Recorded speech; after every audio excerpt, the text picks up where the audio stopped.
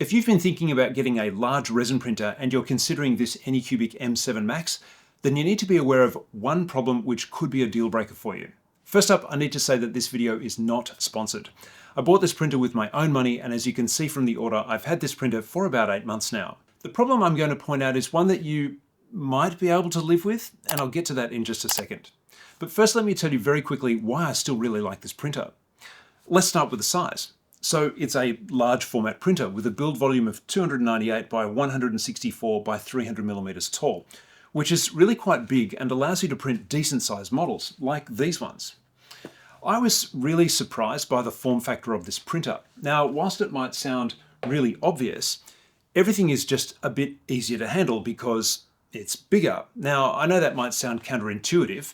For example, you've got to use 2 hands to actually remove the build plate, but I actually just find it a little bit easier, particularly because you can also remove prints from the build plate easily without actually having to remove the build plate from the printer.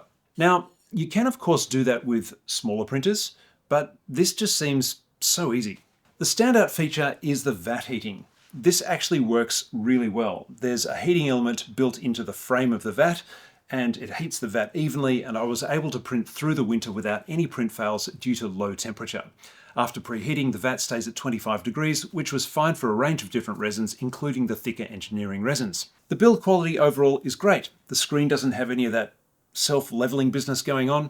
The UI is easy and intuitive. The wireless works most of the time.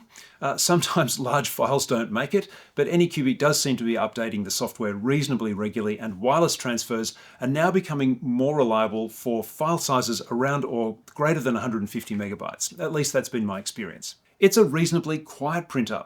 Some people think it's loud, but honestly, I don't have a problem with it.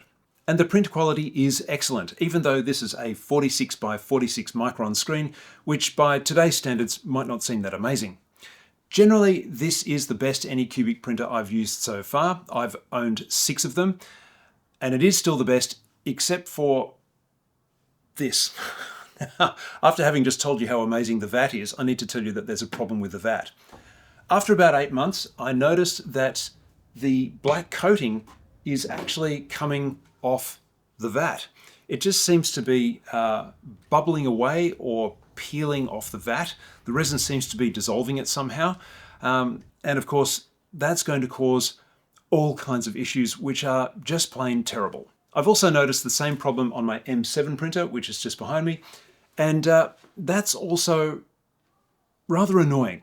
Now, you can see here though, that on this VAT, which is from my Mono X, which is also the same as the VAT from the 6KS, that the coating is actually totally okay. So maybe these M7 series VATs were just a rush job, or something didn't work properly in the coating process.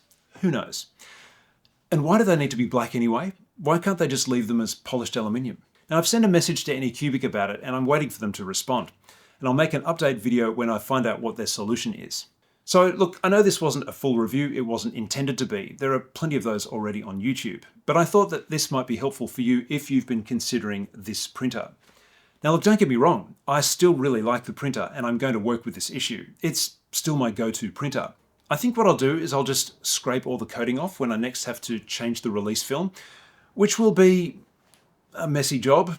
But hey, if there's one thing I've learned from resin printing over the last few years, it's that somehow all of us makers are all tied into the development story of this technology at some level. We might not want to be, but that just seems to be how it's working out.